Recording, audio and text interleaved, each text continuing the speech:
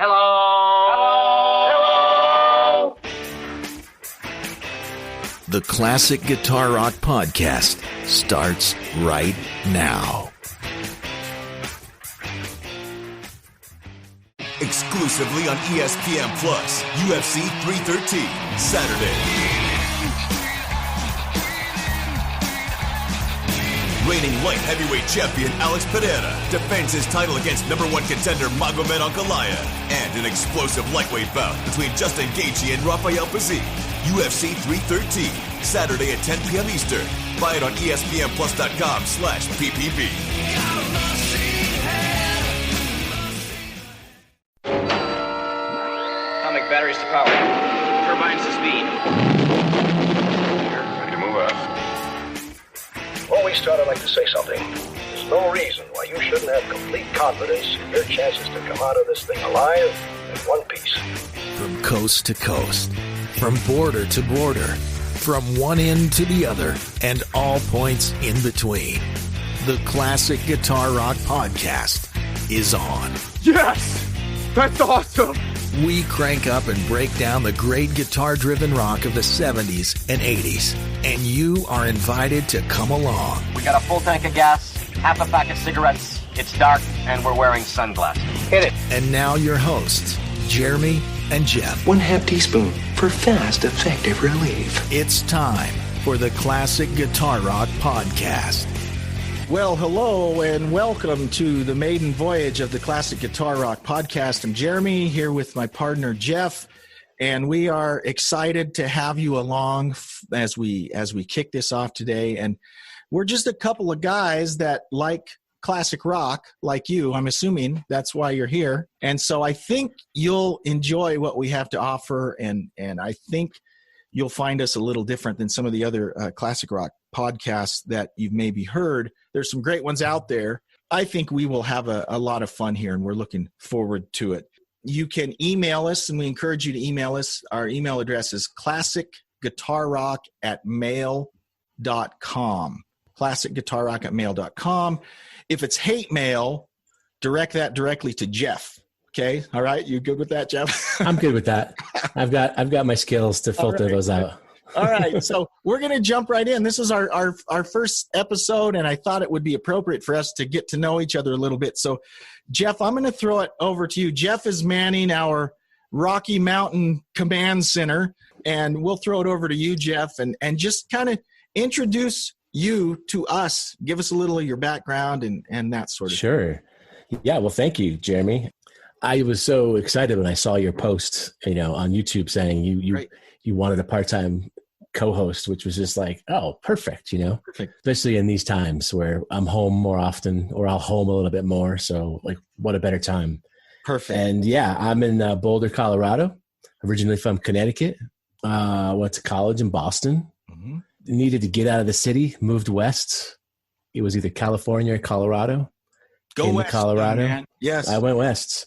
Yeah. And it was such a great move for me. I just love it here. One of the main things is the music scene. Mm-hmm. Maybe a lot of listeners know, they've been here or passed through Colorado. Awesome music scene. Like just the quality of the players, the kind of bands that come through, the festivals every summer. So I got, really into like from bluegrass to jazz, now back to kind of like I'm a classic rock guy at heart, So yeah, I played in a band in high school. Of course, my goal back then was to be a rock star and to get girls. Absolutely. And to be cool. That was like, when you're 14, 15, 16 years old. Totally. We were kind of into metal hair bands, funny enough, because that was what was on MTV. Mm-hmm. MTV was I want my MTV, Billy Idol. Mm-hmm. And that was what we were exposed to visually, right? But this band, this guy who was the main guitar player wanted a 3 kind of guitar band. Wow. Kind of Skinner-ish. And we were like, well, okay, we'll try it. So that's when I got exposed to probably like Joe Walsh and old Aerosmith. And that was kind of like, the start of, I think, the classic rock kind of thing for me. And then now, I've got 2 kids, I have a wife, and before COVID was in another classic rock band, right? Which is just like my saving grace, to go play and practice once a week with those guys and play out is my religion, I would say, for sure. That's awesome. And professionally speaking, you have a background in like audio production and that sort of thing. Tell us a little bit about that. Yeah. I decided to go back to school in my 30s for audio post-production, which is sort of like sound editing, sound design for film, if you guys don't exactly know that term. But also, obviously, music is part of that a little bit. Right. So I went to the Vancouver Film School, which was kind of a wild experience. Wow. Just go to Canada and just be exposed to but a slightly different culture. Right. And then went to LA and tried to break into that business. Got a few internships, started doing some side project with some student films and Pro Tools editing, mostly a lot of like recording sounds and mangling them. Yes. And, that obviously gave me skills to like edit my own music and learn how to do my own kind of like production. But then, got pregnant, had to get a different kind of job. Totally. And sort of like put that on the back burner a little bit. Yeah. Here we are back. Now I'm actually trying to get more into video. So I'll do a little more video editing combined with still doing some music stuff. So, Well, that's awesome. And, as you were sharing your story, the parallels are eerily similar to mine, kind of the same type of thing. I actually grew up, I was an Army brat and graduated from high school in Lawton, Oklahoma. So I was an Oklahoma kid. Wow. And same thing, played in bands, metalhead, really into Judas Priest and Iron Maiden and all of that. Same type of deal. Yeah. And I had a similar situation. I played with my buddies in the high school, and we were kind of, like you said, wanted to play the popular hair metal stuff, that sort of thing. But my friend Jerry, who was our drummer, he had a friend that was older, probably 4 or 5 years older. And I started going over and playing with this guy, Bill. And that opened a lot of things up, just like you said. So then all of a sudden we're learning Dire Straits songs and Marshall Tucker songs and Steve Miller songs. And so it kind of expanded away from just the MTV metalhead stuff and broadened it out a little bit. And so I've been hooked since then. When I was right after I graduated high school, I actually got a job at a radio station, and I wound up working in radio for about 10 years. And classic rock format, country format, top 40 format, you name it, kind of did all of those things. And exact same thing, got married, had kids. I have you beat. I have 7 kids. Wow. Ridiculous. I know, 7 kids. Yeah, my youngest is 12 and my oldest just turned 26. So ridiculous, right? But same thing. I got to a point where I had to grow up. How? Yeah, I had to grow up, support my family, and left radio and have, been doing other things. Right now I work for a company that runs contact centers all over the world. I'm a training manager there. But like you, never have I lost my passion for classic rock. And the wonderful thing about the time we live in now, the internet, this information superhighway, right, is we can do things like this now. Yeah. And you can go out and find music. Remember when you were a kid, if you wanted to hear a song, you had to find it at the record store. And if it wasn't at the record store, you're just out of luck, right? And now we live in a time you can just go to Spotify or YouTube or anywhere. Oh, it's crazy. Hear any song you want to hear. It's almost overwhelming in a way. Speaking of MTV, you probably also remember this. Discovering new music back then. Friday Night Videos. Is that what it was called? Friday Night Videos. Pre-MTV. Yep. Again, that was another exposure, like 11 o'clock at night, probably should have been sleeping. And yeah, totally. And there were a few during that time. Do you remember Night Flight on the USA Network? I don't. So Night Flight was a similar show to the Friday Night Videos. And you'd see, I remember seeing this interview of Ozzy Osbourne. So this is 1982-ish, 80. This is right after the infamous where he shaved his head for the Texas Jam in summer of 82. And so there's this interview of Ozzy where he's got like a crew cut, and it's like, oh, that's weird, because I just seen him earlier that year and he had all his hair, in the June of 82. So anyways, a lot of great memories from that, and we'll make sure we talk about a lot of that stuff in this podcast. I wanted to get your thoughts on this, Jeff. I call it classic guitar rock, right? Because we're focusing on the guitar-driven classic rock, right? Mm-hmm. But I'd love to hear your definition of classic rock. What's your parameters? Because we all have them. We all have things we consider a classic rock. What's your definition of classic rock? You asked that question in an email, and I was thinking about it. And of course, I have a list of bands, right, in my head. Great. But I in thinking about it, classic rock to me also conjures up some kind of nostalgic thing. And it comes with an attitude, comes with a rebellious kind of thing. And for me, classic rock, it was introduced in the 6th grade to me. Okay. I didn't know it at the time. That's kind of what it was, but it was AC/DC and it's Aerosmith. Right. And it was the kid walking around the playground with a cassette recorder, cassette player with the handle. Yeah, exactly. Yeah.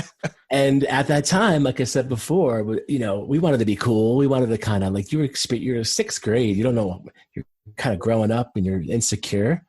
And I heard this music and I was just instantly drawn, Mm-hmm. And so it's funny enough, you're wearing that t-shirt because my first album I ever bought was Pyromania. Nice. Def Leppard. Good. So, to me, it classic rock is not just, it released in the late 60s to like late 70s, right? It's more than that. It's an attitude. It's a vibe. It's hanging with your buds and just like having a good time. Yeah. And I like your definition because, I was thinking a more finite, it's 67 to 88 or whatever. In my mind, that's if I had to make a timeline. But I really like what you're saying because to that point, there's new music coming out, even though it's new, because it has those elements you talk about. I still think of it as classic rock. Yeah. AC/DC has a new album out. Well, right. That's still classic rock, even though it's brand new. Right. So yeah. I think I like your definition better. Now, I do have to say, you were a much cooler kid than I was because you know what the very first album I bought with my money is? No. It was the Village People. Now, fortunately, I had an older brother who liked Styx and Kiss, and we shared a room. And one of the Village People album I bought came with a big fold-out poster. And I come home and I put that poster up on the wall, and he walks in and he's like, "Get that crap off the wall." So fortunately, that was a short-lived period in my life. And just like you, I was a little older, probably in 7th grade, start hearing Van Halen, start hearing AC/DC. Yep. And then like you, I was like, okay, this is cooler stuff. And then my brother was obviously a lot. He was a cheapskate. He never bought any records. Any records we had, I bought, and he'd listen to them. So I joined the Columbia Record Club, right? Where you got records for a penny or whatever. And I remember that. Yeah. And he was cool with that because then when I was buying good stuff, he liked that. But yeah, when I was the Village People, he didn't like that stuff. But my definition of classic rock, if I was going to be super technical, I would say it kind of goes up through the late 80s. And I get in arguments with my friends who will throw grunge bands into that classic rock. The classic rock station here in town, I live in Spokane, Washington. The classic rock station here, they will play Pearl Jam and Nirvana. And I remember when they started playing that, I didn't like it. Not that I have anything against that.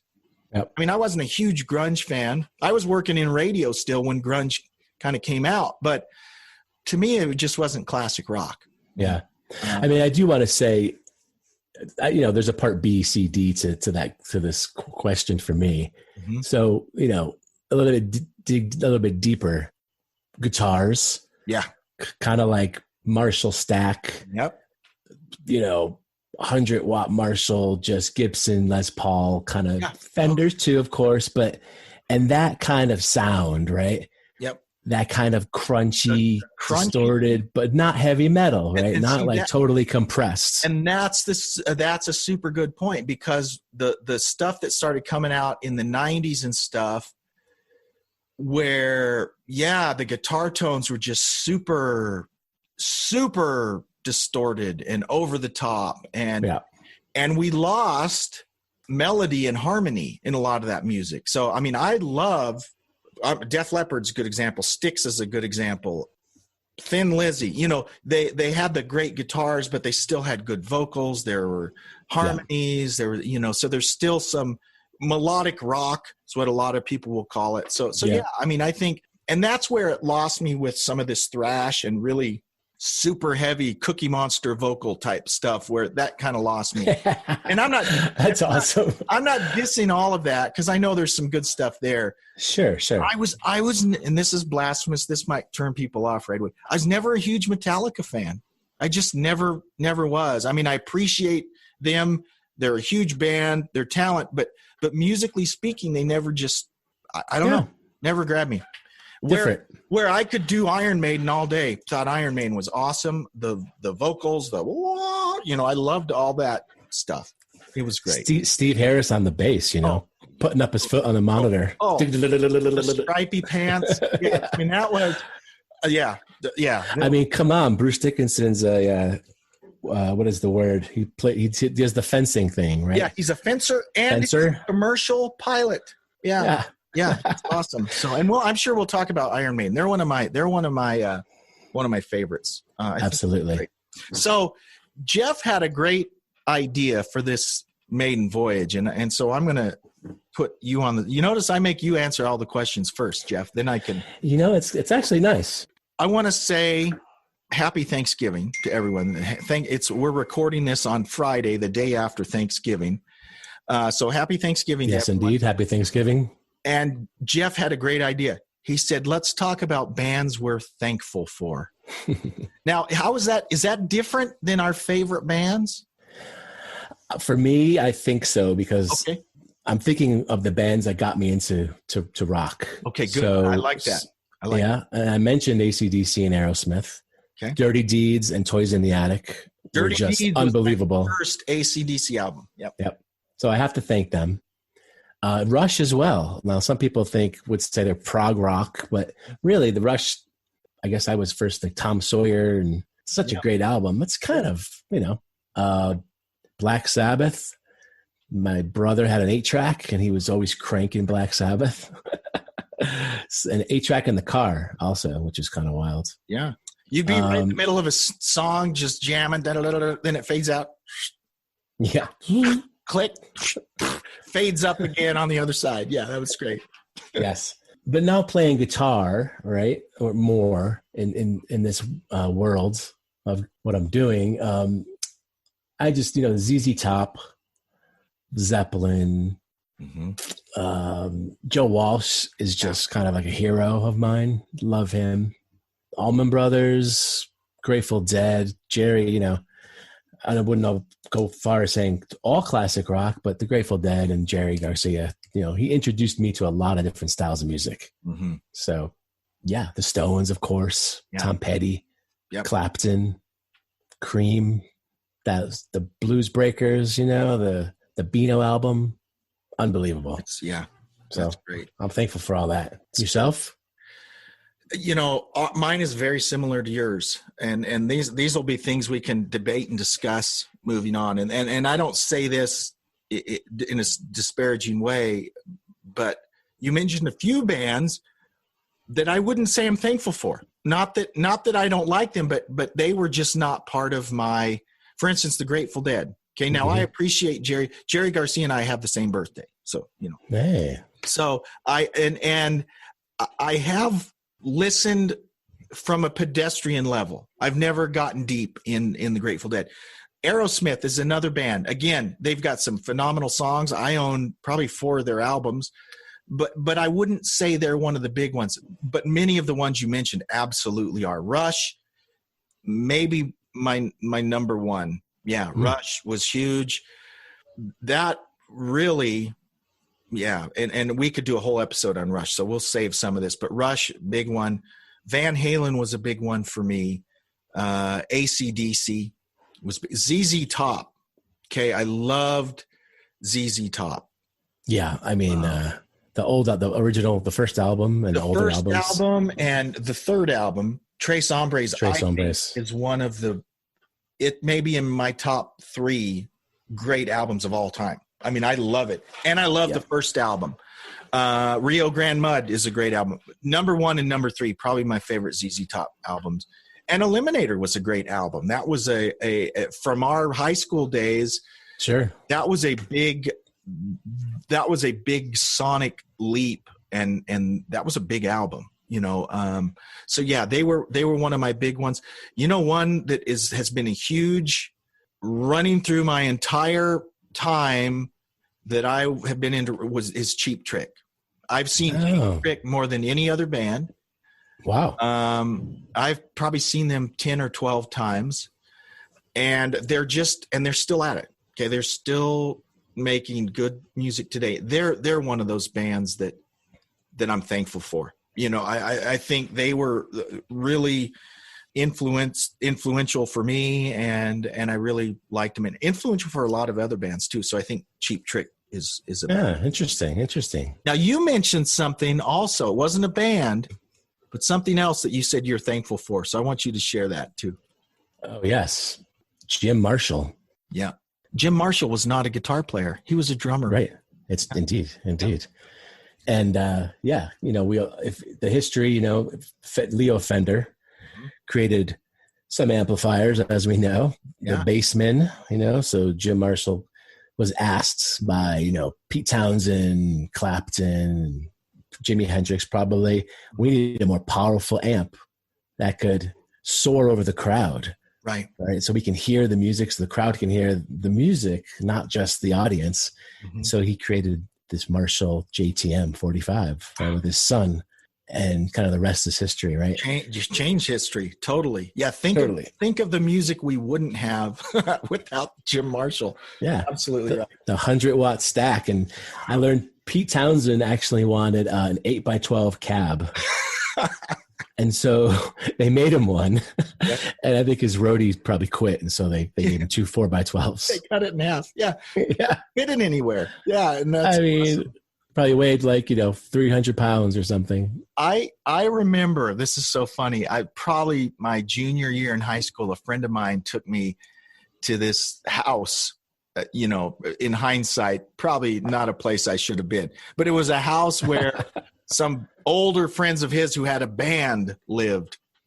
And it was like, you know, when you hear stories about Guns N' Roses sleeping on the floor in a flat, so, you know, this is probably what it was like, right? Here's a bunch of these guys, and they're all hungover and out of it. And this guy this was my first time seeing a Marshall stack. And I can remember, and this is a house in a neighborhood, and he played it so loud, I honestly was afraid. You know, I thought something was going to explode or something. I mean, just the noise before he even started playing, it was so loud, and it hurt my gut when he played, because was just, and the power was unbelievable. And it's pretty unbelievable. Everybody should experience it, even if you're not a guitar player. I mean, the hair on my arm was like moving. I mean, he was playing so loud, and it wasn't just hearing, it was, you felt it, and it was like, holy cow. You know? Yeah, I think it could move your pants. It could brush by. Crazy. It was ridiculous. Wow. So yeah, that's awesome. I love that. I love how that happened. You know, a necessity, really. Yeah, for sure. And a desire to be louder. And that's the sound, right? That's the sound. And I always think of Thin Lizzy, right? Or you know, Judas Priest, right? That crunch, not super, super distorted, like with a pedal, but just that crunch, loud crunch of that sound. You know, that's classic rock. You know, it's awesome. So let me ask you this question. We're both guitar players. You know, we're what I call weekend warriors, right? You know, we play gigs when we can. Pre-COVID, we played more than we do now. But as a guitar player, does that color the way you listen to music? Absolutely. Okay. How so? Well, I guess the tone, I'm always listening kind of for the tone. Mm-hmm. And then, of course, I'm listening to, what lick is he or she playing? Could I play that? Like, what is that, Yeah, that's what I think. Could I play that? Could I figure that out? That's exactly the way I listen to. It's and that's a good thing and a bad thing, because it almost, there's some music that's so above me that I'm almost like, I don't want to listen to it, because I'm like, I just don't. I don't like above you. You mean like skill or something? Skill wise, yeah, totally. Yeah, total skill wise, and not just. Yeah, that's it. It's mostly that skill wise. There's someone that's so. Eric Johnson was this way for me for a long time. Is I love him. I think he's awesome, but it would frustrate me listening to him, because I'm like, that's not accessible to me. I'd hear an AC/DC song or a Judas Priest song, and I'd go, I could learn that. And I did. I sat down and learned how to play the whole British Steel album, right? Nice. And that's not a slam against them that it was easier to play. It's just, it resonated more with me because I felt like I could play that. Where some of this virtuoso type stuff, I'm like, yeah, I still love it. But it kind of put it out of my. I think that's probably how it started. Yeah. When they were kids, right? Oh yeah, totally. Like, when you heard something, if it resonated with you, if it gave you a feeling or a vibe or an attitude, you thought, oh, I want to do that, whatever it is, so I guess I'll get a guitar. And then you're like, okay, power chords. Yeah, I could do power chords. And then you start putting it together. And if you look at the history, I just thought of this just now. There are two bands that in my mind, if you read the guys that were our idols, okay, that we looked forward to, at least those 70s guys, they will all tell you seeing the Beatles made them want to pick up the guitar. And then guys a little later, the next generation, a lot of them will say Kiss was who made them pick up the guitar. It's interesting because Kiss is one of those love-hate bands. I appreciate them for the cultural impact, the icons that they are. Musically speaking, that ain't rocket science, right? They weren't the best musicians, right? But they were rock and roll, and I think from that standpoint, they influenced so many people and encouraged so many people to just pick up the guitar and play, who then took the guitar to much further than Kiss probably ever did. But it was Kiss that got them started, right? And so, yeah. They were about the show. Totally. Right? Yep. And having fun, again, a component of rock and roll to me. Having a good time. Totally. Yeah. And that's, that's maybe the biggest component, right? Because there is music that technically is more virtuistic. I don't know what the word is, but more virtuoso-like. There's definitely more technically advanced music. But, man, there's nothing better than Angus Young. There is nothing better than AC/DC to that point. It's the feeling, it's the fun, it's just, I could go listen to Steve Vai, and Steve Vai is great, but I'd rather listen to AC/DC. Yeah, it's the hook. There's a fun hook. Well, Jeff, this has been great, and I just want to give folks an idea of what we'll talk about moving forward. We got all kinds of ideas planned for upcoming shows, and by the way, feel free to send us any recommendations or suggestions. classicguitarrock@mail.com. You can email us, and we will definitely entertain any suggestions or ideas you might have. For next episode, we're going to talk about the classic rock family tree, and specifically two bands that have links and tendrils and tentacles shooting out throughout classic rockdom. You probably already know who those two bands will be, but I'm not going to say. Okay, yes. We'll leave that for next week. But we're going to talk about the classic rock family tree, and I think that'll be a fun discussion. We'll also have some headlines, some updates each time as we get together. The plan right now is we'll do this bi-weekly, so every 2 weeks, and that may change. But for now, that's kind of what we'll be doing. That sounds great. Yeah, it sounds awesome. Jeff, it was great talking to you. Can't wait. And we'd love to hear from any of you out there. And please, as we get started here, any of you that have done a podcast, it's kind of a slow process as it kind of spreads out like a disease to the various podcast platforms. So we'll be obviously available on Spotify right away, but in the coming weeks, we'll be available on Google Podcasts, iTunes, Amazon. That just takes a few weeks till that happens. But please share the podcast, subscribe. If you've got friends that you think might enjoy listening to it, please share it, and we would love to have them join in on the conversation. And don't forget that email address, classicguitarrock@mail.com. Jeff, have a good one, and we'll see you next time, bud. Thanks, Jeremy. Appreciate it, man. See ya. All right. Thanks for listening to the Classic Guitar Rock Podcast. Please like, subscribe, and share. You can email us at classicguitarrock@mail.com. We'll see you for the next episode of the Classic Guitar Rock Podcast.